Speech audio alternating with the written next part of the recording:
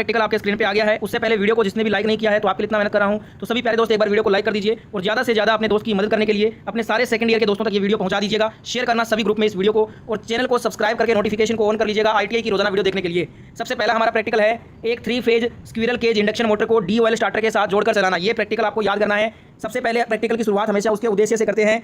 तो ये प्रैक्टिकल है और इसका डायग्राम ये बनाना है आपको। देखिए प्रैक्टिकल जो भी आएगा ना उसमें अगर आपको फुल नंबर चाहिए एग्जामिनर से, तो सबसे जो अच्छी चीज़ ये है कि आप सबसे अच्छा डायग्राम बना दो। अगर आप डायग्राम अच्छा बना दोगे और कम भी लिखोगे ना तब भी आपको मैक्सिमम नंबर मिलेगा, बहुत अच्छा नंबर मिलेगा एग्जामिनर से। तो डायग्राम सबसे मेन चीज़ होता है प्रैक्टिकल का, तो आपको डायग्राम अच्छे से बनाना है हर प्रैक्टिकल में। जैसे कि यहाँ पे बोला है 3 phase squirrel cage induction motor को डी ऑयल स्टार्टर के साथ जोड़कर चलाना। तो पहले तो इसका डायग्राम देख लीजिए। डायग्राम ये है इसका, इसमें आपको कॉन्टैक्ट पॉइंट देखने को मिल जाएगा। ये आपका मेटल लीफ है, थर्मल रिले है, थर्मल रिले स्विच है, स्टॉप बटन है, L1 L2 L3, साथ में सोलेनोइड कॉइल यहाँ पे लगा हुआ है। तो ये आपका इसका इंडक्शन मोटर को डी ऑयल स्टार्टर के साथ जोड़कर चलाना, ये इसका पूरा का पूरा डायग्राम बनता है। इसके बाद में कैसे करेंगे प्रैक्टिकल को, सबसे पहले उद्देश्य लिखना है जो कि हम लिख चुके हैं यहाँ पे। उद्देश्य लिखने के बाद आपको दोस्तों स्टेप बाय स्टेप बताऊंगा, जैसे जैसे बता रहा हूँ आपको वैसे वैसे लिखना है। अगर आप जैसे मैं बता रहा हूँ वैसे लिख दोगे तो आपको बहुत ज़्यादा नंबर मिलेंगे।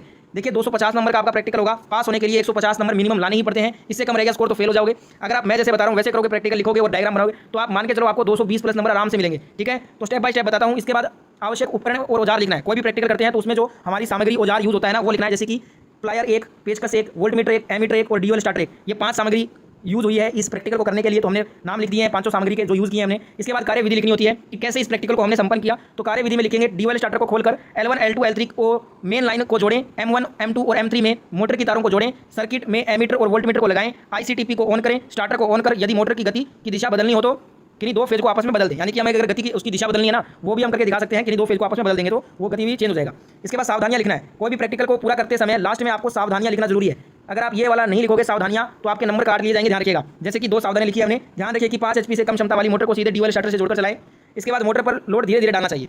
ठीक है, नेक्स्ट यहाँ पे हमारा प्रैक्टिकल देखेंगे। दूसरा प्रैक्टिकल है कंट्रोल पैनल के नियंत्रक अवयव। ये हमारा दूसरा प्रैक्टिकल है। सबसे पहले उद्देश्य लिखेंगे कंट्रोल पैनल के नियंत्रक अवयव। देखिए उद्देश्य का मतलब ये होता है जो आपका क्वेश्चन होता है ना, एक तरह से वही उद्देश्य होता है उस प्रैक्टिकल का। ठीक है, जैसे कि क्वेश्चन में पूछा था कंट्रोल पैनल के नियंत्रक अवयव करना, तो ये हमारा उद्देश्य भी है। ठीक है, अब इसका डायग्राम ये बनेगा। डायग्राम वेरी इंपॉर्टेंट होता है, बार बार रिपीट कर रहा हूँ इस चीज़ को मैं। डायग्राम अगर नहीं बनाओगे अच्छे से तो आप कितना भी लिख दोगे ना आपको नंबर नहीं मिलेंगे अच्छे से। अगर आप डायग्राम बढ़िया बना देते हो जैसे कि यहाँ पे स्क्रीन पे है, तो आपको मान के चलो अगर आप ठीक ठाक थोड़ा बहुत भी लिखोगे प्रैक्टिकल कॉपी में पर डायग्राम अच्छे से बनाया हुआ है तो आपको फुल नंबर ही मिलेगा। इस चीज़ की मैं आपको गारंटी के साथ बोल रहा हूँ। यहाँ पे इसका डायग्राम ये बन जाएगा जिसमें सिंगल फेज AC सप्लाई है, DP-ST स्विच यहाँ पे लगा हुआ है, आप देख सकते हैं। फिर वारलेक है, इसके बाद वोल्टमीटर समांतर में लगा हुआ है, श्रेणी में एमीटर लगा हुआ है, RL कॉइल लगी हुई है। ठीक है, तो ये इसका डायग्राम होता है कंट्रोल पैनल के नियंत्रक अवयव का। अब ये कैसे करेंगे, तो इसके बाद स्टेप 2 होता है हमारा, कोई भी प्रैक्टिकल करते हैं उसमें औजार सामग्री जो यूज होती है उसको लिखना। जैसे कि इसमें सामग्री लगी हमारी नियंत्रक अवयव, औजार तथा उपकरण में हमारा कंट्रोल पैनल बॉक्स लगा एक, फिर पेचकस लगा एक, कटर लगा एक। देखिए औजार सामग्री लिखने के बाद हमें कार्य विधि लिखनी होती है कि कैसे हमने ये प्रैक्टिकल को पूरा किया। तो कार्य विधि में सर्वप्रथम कंट्रोल पैनल में सभी स्लॉटों को देखो, स्लॉटों को देखने के बाद उसकी आकृति के अनुसार विभिन्न नियंत्रकों को लगाएं, चित्र के अनुसार सभी अवयवों को फिक्स करें, सभी अवयवों के मध्य समान दूरी रखें। और लास्ट में मैंने कहा ना आपको सावधानियां लिखना ही लिखना है। जैसे कि स्लॉटों में नियंत्रकों को लगाते समय ज़्यादा बल का प्रयोग नहीं करना चाहिए। इसके बाद विभिन्न नियंत्रकों को उचित स्लॉटों में लगाना चाहिए। ठीक है, जैसे यहाँ पे मैं बता रहा हूँ आपको, बिल्कुल आपको प्रैक्टिकल कॉपी में ऐसे ही लिखना है। ठीक है, नेक्स्ट यहाँ पे प्रैक्टिकल देखिएगा। तीसरा प्रैक्टिकल है, सारे प्रैक्टिकल याद करने इस वीडियो में मैं आपको जो प्रैक्टिकल करा रहा हूँ सबको रट कर जाना, इन्हीं में से आपका प्रैक्टिकल आएगा। तीसरा प्रैक्टिकल है 3 फेज ट्रांसफार्मर के प्राइमरी कॉइल के कनेक्शन करना। इसमें भी आपको 2 भाग दिए हैं इस क्वेश्चन के।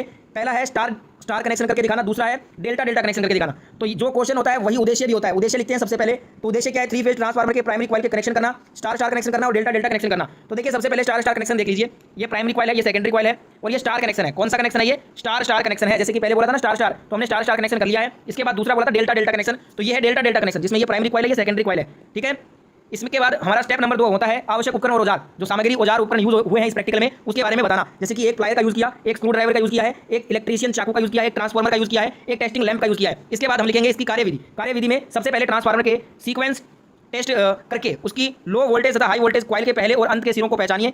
उसके बाद वाइंडिंग के कनेक्शन स्टार में करते हैं। उसके बाद डेल्टा में कनेक्शन करें, जैसा कि चित्र में दिखाया गया है। ये स्टार कनेक्शन हो गया, डेल्टा कनेक्शन हो गया, यही हमें बोला था क्वेश्चन में। इसके बाद सावधानियों में सभी कनेक्शन भली भांति करके अनुदेशक की अनुमति के बिना सप्लाई न दें। यानी कि जब आप कनेक्शन यहाँ पे कर दोगे तो उसमें आपको अनुदेशक का मतलब होता है जो आपके टीचर होंगे वहाँ पे, उनके परमिशन के बिना आपको उसमें सप्लाई नहीं देना है। ठीक है, इसके बाद हमारा चौथा प्रैक्टिकल देखिएगा। प्रैक्टिकल है कैपेसिटर का अध्ययन करना एवं उसका परिमाप करना। दूसरा यहाँ पे भाग है कैपेसिटर की धारिता मापना। यानी कि 2 प्रैक्टिकल है इसके अंदर, कैपेसिटर का अध्ययन करके उसका परिमाप करना है, फिर कैपेसिटर की धारिता को भी मापना है। तो सबसे पहले ये देख लीजिए डायग्राम कैसे बनेगा इसका। ये तो है आपका कैपेसिटर का अध्ययन और उसका परिमाप, और ये दूसरा है कैपेसिटर की धारिता को मापना। ये है कैपेसिटर की धारिता का माप। यहाँ पे 6 नंबर का डायग्राम ये है, 6 नंबर का डायग्राम ये है। डायग्राम मैं बार बार बोल रहा हूँ आपको, डायग्राम आपको बनाना आना चाहिए अच्छे से। अगर आप अच्छे नंबर लाना चाहते हो, 250 में से 220 प्लस नंबर लाना चाहते हो ना, टॉप करना चाहते हो प्रैक्टिकल में, तो आपको डायग्राम पे सबसे ज़्यादा फोकस करना है। ठीक है, इसके बाद सामग्री यूज को क्या क्या हुई है, जैसे कि कनेक्टिंग वायर यूज हुआ है, टेस्टिंग लैंप हुआ है, उपकरण औजार कौन कौन से हैं, प्लायर लगा है, कनेक्टर पेचकस लगा है, एम्पियर लगा है, कैपेसिटर और मल्टीमीटर भी लगा है। ठीक है, ये आपके औजार सामग्री होगी।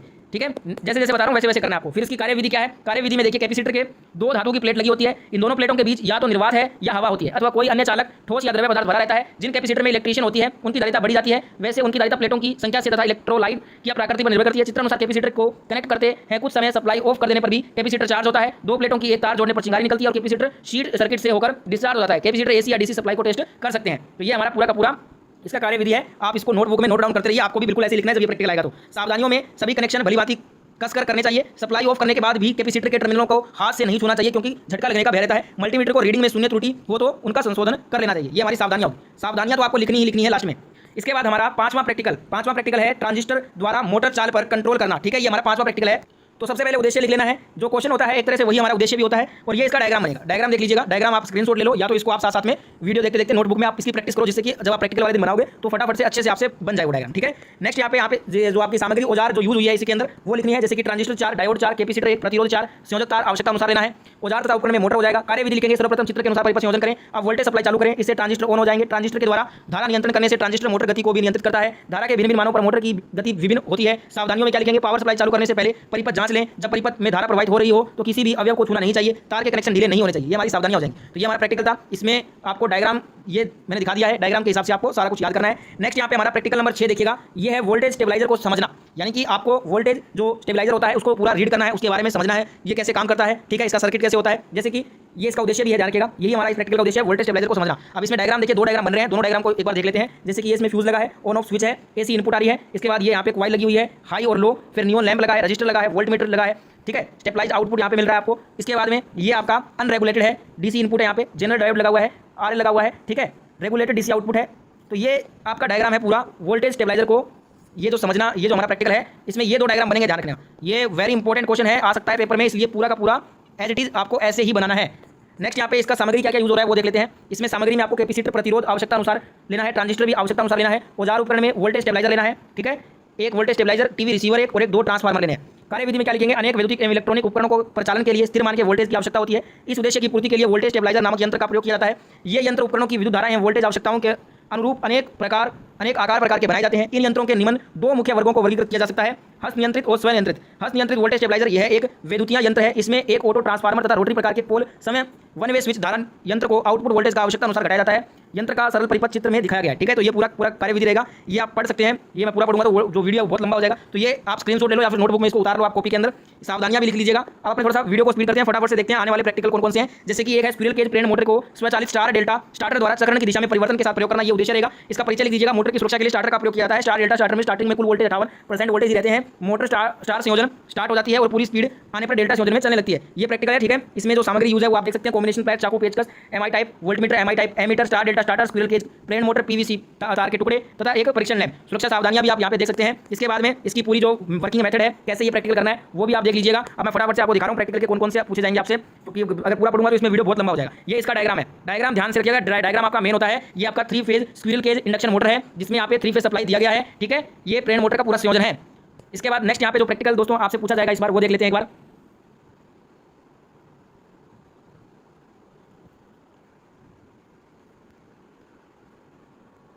नेक्स्ट यहाँ पे प्रैक्टिकल आपका देखिए, एससीआर द्वारा प्रत्यावर्तित जो धारा है, इस धारा मोटर को गति नियंत्रण करना, ये हमारा अगला प्रैक्टिकल है। इसका परिचय है। एससीआर अर्थात सिलिकॉन कंट्रोल रेक्टिफायर मोटर की गति व दिशा नियंत्रण में प्रयोग की जाने वाली एक आधुनिक तकनीक है जो एक नियंत्रण प्रणाली को बनाने में उपयोग होती है। इसमें आवश्यक जो उपकरण सामग्री रहेगी वो एससीआर अर्थात सिलिकॉन कंट्रोल रेक्टिफायर है, मोटर है, कनेक्टिंग वायर है, सप्लाई तथा ट्रिगर सर्किट है। सुरक्षा सावधानियों के निर्देश भी आप देख सकते हैं। मोटर विशेष संबंधी गति नियंत्रण की प्रक्रिया का ज्ञान होना चाहिए। इसके बाद कार्य आरंभ करने हेतु सभी संयोजन ध्यानपूर्वक करते हैं। सभी उपकरण संयोजित करने से पहले उन्हें ठीक तरह से जांच लें। प्रत्यावर्ती धारा एसी और डीसी सप्लाई को लगाने से पहले उनका भलीभांति निरीक्षण कर लें। एससीआर को समय से ट्रिगर कर लें। अब इसके बाद इसका वर्किंग मेथड है और ये इसका डायग्राम है। डायग्राम देख लीजिएगा इसका। ये इंडक्शन मोटर है, यहाँ पे कॉइल लगा है RYB। इसके बाद 3 फेज एसी सप्लाई है, ट्रिगिंग प्लसेस है, एक्सटर्नल इनपुट है, गेट ट्रिगिंग प्रोसेसर है, कंट्रोल सेटिंग, लिमिट सेटिंग हो जाएगा। ये मोटर का गति नियंत्रण है। ठीक है, ये पूरा डायग्राम ऐसे के ऐसे आपको बनाना है प्रैक्टिकल में। इसके बाद इसका जो पूरा वर्किंग मेथड है ये 4 स्टेप में आप देख सकते हैं। ये पूरा का पूरा आप लिख लीजिएगा। मैं पूरा पढ़ूंगा तो टाइम लगेगा। परिणाम रिजल्ट बता देना कि एससीआर द्वारा प्रत्यावर्ती धारा मोटर का गति नियंत्रण सफलतापूर्वक किया गया। इसके बाद अगला प्रैक्टिकल है हमारा 3 phase 400 volt direct online starter का अध्ययन करके उसकी नेक प्लेट डाटा को नोट करना। ठीक है, ये इसका डायग्राम बनेगा। अब यहाँ पे सामग्री आप देख सकते हैं 200 वाट लैंप सहित सीरीज समांतर टेस्ट बोर्ड, तारों के टुकड़े, औजार में यहाँ पे कॉम्बिनेशन प्लायर चाहिए, नोज प्लायर चाहिए, पेचकस चाहिए, छोटा पेचकस और डीएल स्टार्टर चाहिए 2 से 5 एम्पियर 400 वोल्ट का। ठीक है, 3 फेज का। इसके बाद इसकी पूरी कार्यविधि है इस प्रैक्टिकल की, आप इसको स्क्रीनशॉट ले लो या फिर इसको नोटबुक में उतार लो, सावधानियां भी लिख दीजिएगा। इसके बाद नेक्स्ट प्रैक्टिकल है हमारा डिस्ट धारा मशीन के विभिन्न भागों की पहचान करना। ये अगला प्रैक्टिकल है, डिस्ट धारा मशीन के विभिन्न भागों की पहचान करना है, जिसमें परिचय में लिखोगे डिस्ट धारा मशीन यांत्रिक ऊर्जा को विद्युत ऊर्जा में परिवर्तित करती है। डिस्ट धारा मशीन के मुख्य भाग स्टेटर, रोटर और चुंबकीय क्षेत्र परिपथ होते हैं, जिनका हम यहाँ अध्ययन करेंगे। अब ये देख सकते हैं, ये है डीसी मशीन, जिसमें ये आपका आर्मेचर वाइंडिंग हो जाएगा, स्टेटर हो जाएगा, आर्मेचर कोर, पोल फेस हो जाएगा, ये फील्ड वाइंडिंग हो जाएगी, ये पोल कोर हो जाएगा, ये शाफ्ट होगी। ठीक है, तो ये आपका डीसी मशीन है, इसी का प्रैक्टिकल है ये। इसमें आवश्यक सामग्री रोटर, कोयल, वाइंडिंग तथा पावर सप्लाई हो जाएगी। सुरक्षा सावधानियां आप देख सकते हैं स्क्रीन पे है। इसके बाद इसमें कार्यविधि में सबसे पहले स्टेटर के बारे में बताएंगे, फिर रोटर के बारे में लिखेंगे, उसके बाद में जो हमारा कम्यूटेटर है, कम्यूटेटर